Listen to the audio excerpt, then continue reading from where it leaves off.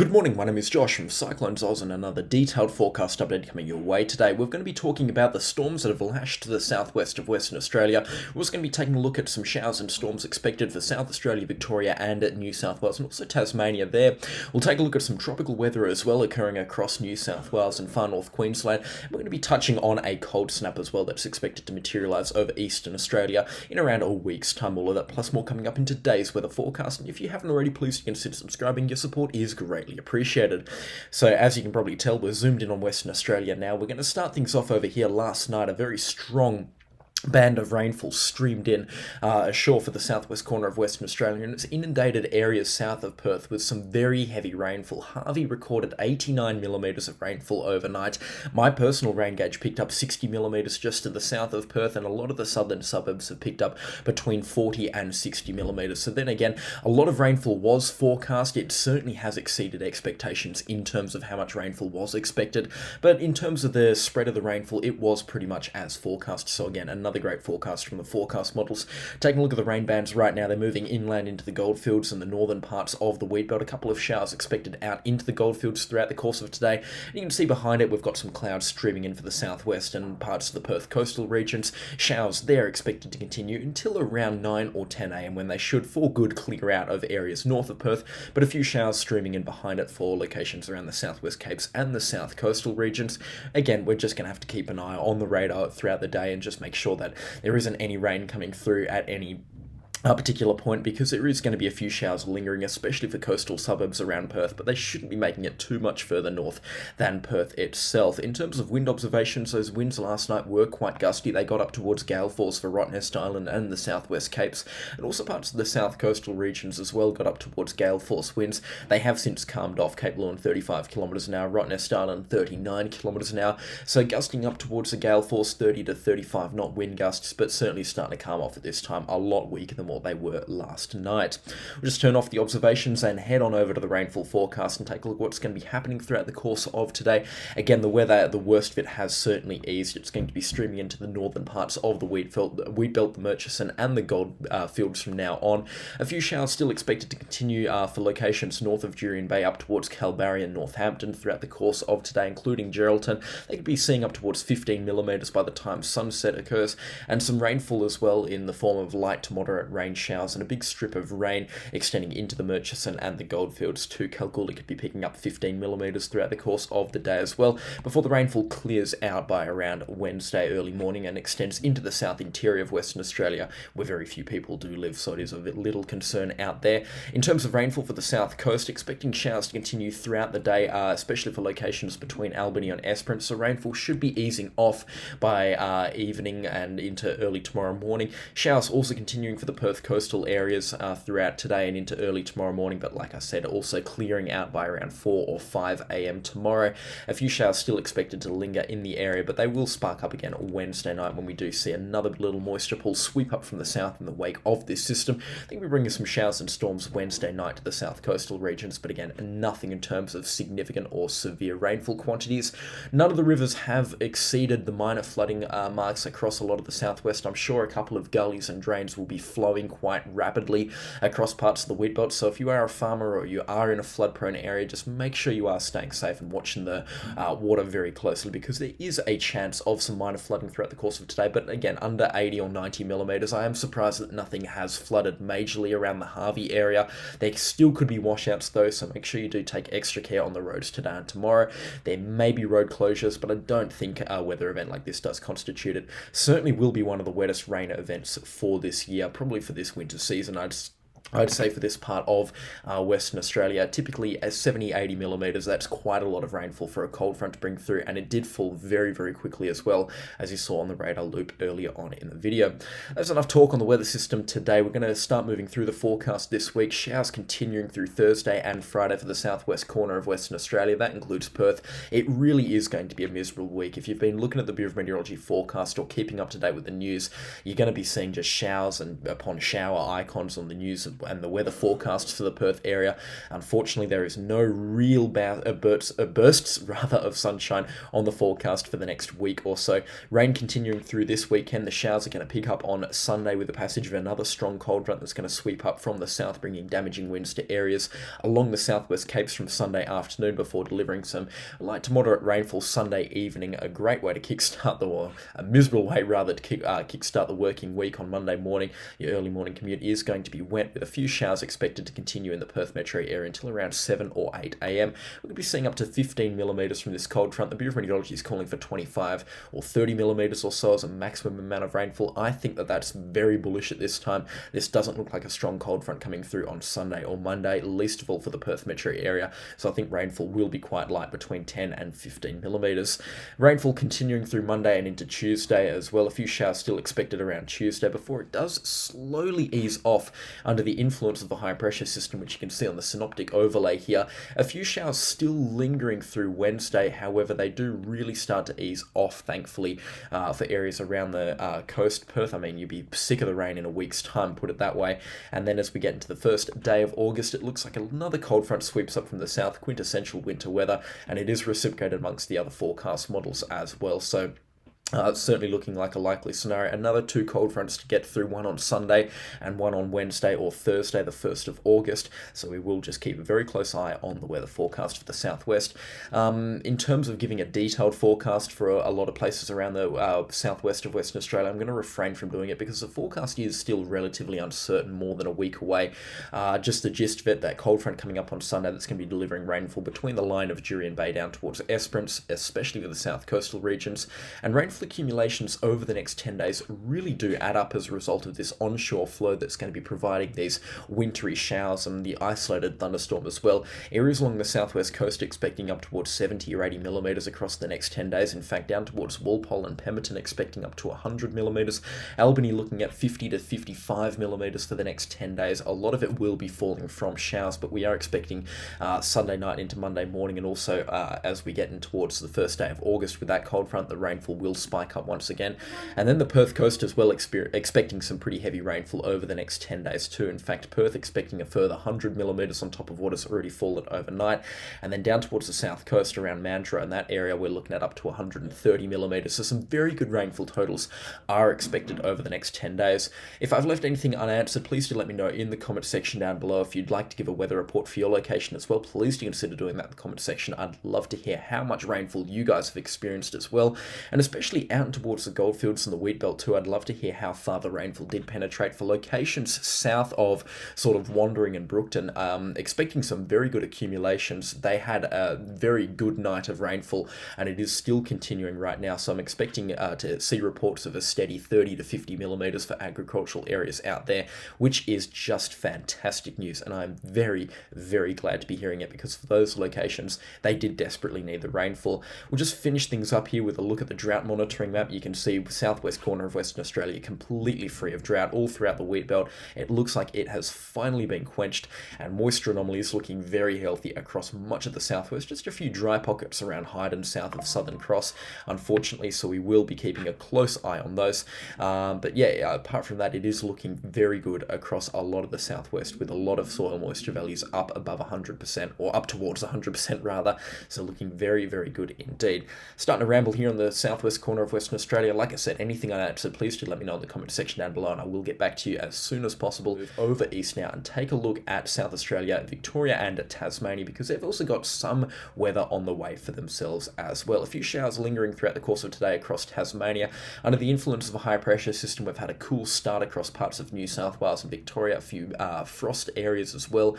So it's going to be another cold start by the looks of things on Wednesday, before this rainfall really does pipe up Wednesday night for South Australia. Light showers and maybe the odd thunderstorm expected between Ceduna down the Eyre Peninsula. Really only about 5, maybe 7 or 8 millimetres expected across the Eyre Peninsula, and then Wednesday night into the early Thursday morning, a couple more millimetres of rainfall expected to extend down towards Adelaide and then to Robe and Mount Gambier. The rainfall entering Victoria early Thursday morning, with some light showers expected in the western half of the state, and then some heavier rainfall down towards Tasmania expected on Thursday morning, with a few accumulations of wet snow up in the high country down towards 900 metres. We're expecting expecting snow above there. We could be looking at up towards 30 millimeters for parts of the high country on Thursday morning for Tasmania, so some good accumulations there. Into Thursday evening, with the passage of a stronger and a little bit of a smaller cold front, we're expecting temperatures to plummet in the wake of the main one on Thursday night, and that's going to result in some snow down towards 1,000 metres across Victoria and 1,100 metres across New South Wales. We're looking at some showers as well extending into the northern parts of New South Wales on Thursday night, but I'll get to those in just a second. Showers and storms continuing for Tasmania on Thursday night and Friday. Overall, looks like a pretty wet day for parts of the Victorian coastline and Tasmania on Thursday.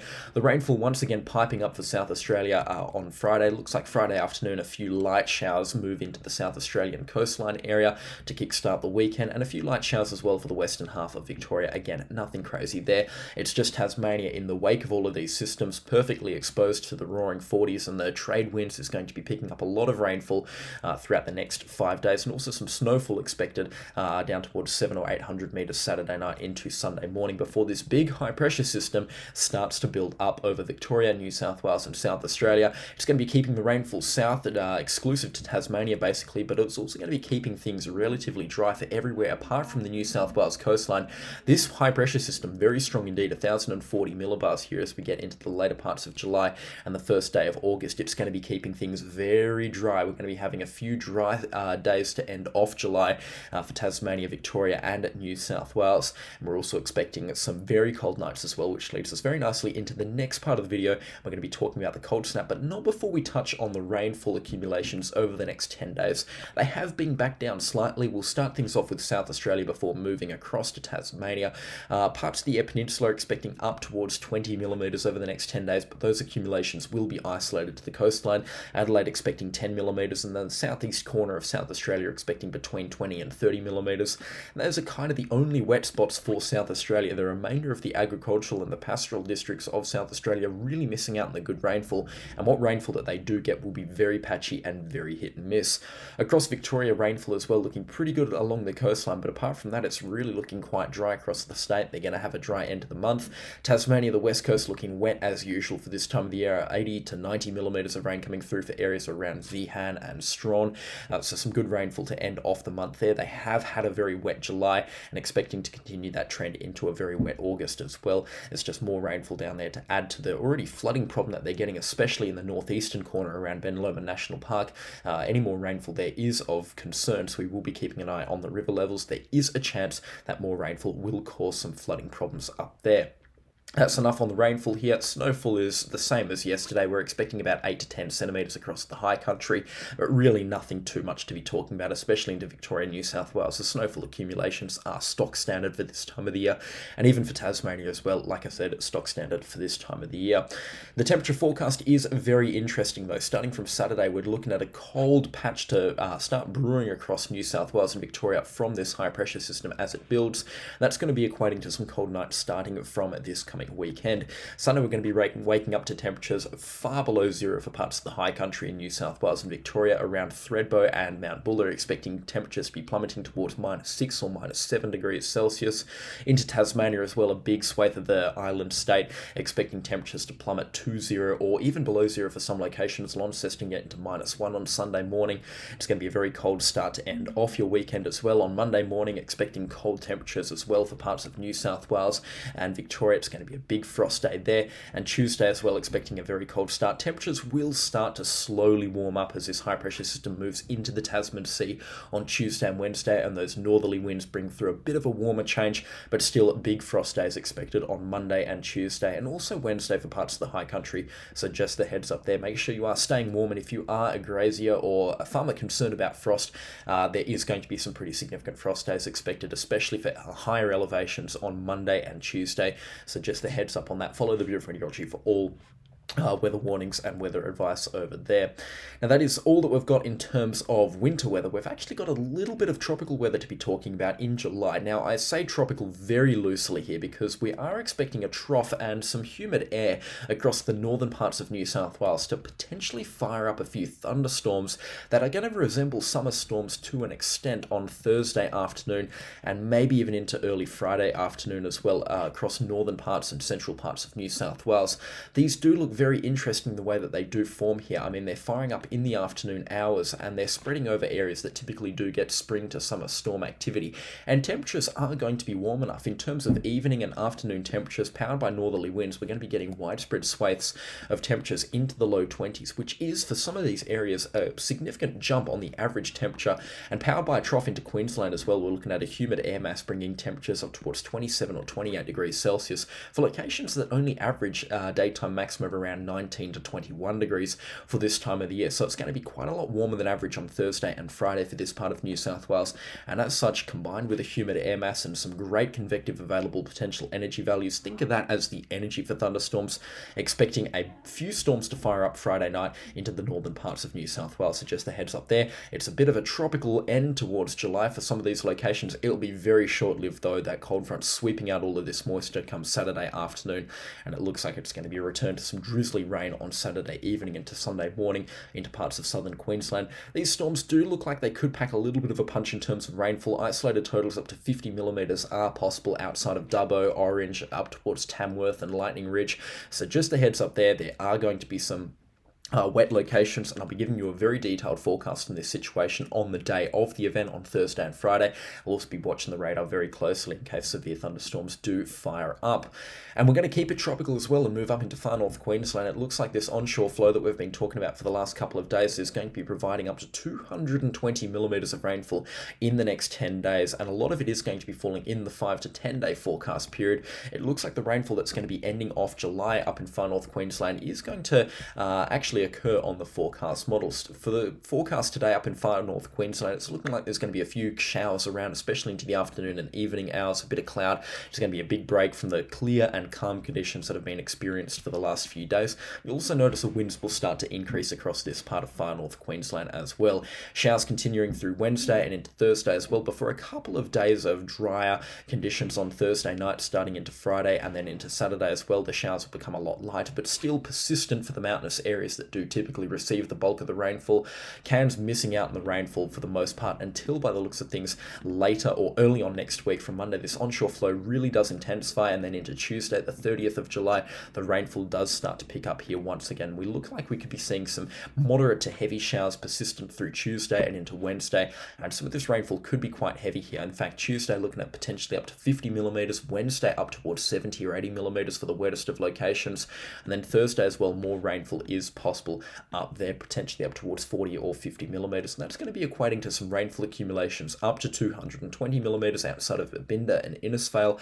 Also some good rainfall up towards the Daintree rainforest outside of Port Douglas, up to 150 millimeters expected there. Cairns, however, only expecting a measly 25 millimeters. Still stock standard rainfall for this time of the year, nothing out of the ordinary. And locations as far south as Cardwell and Innisfail expecting up towards 45 to 50 millimeters.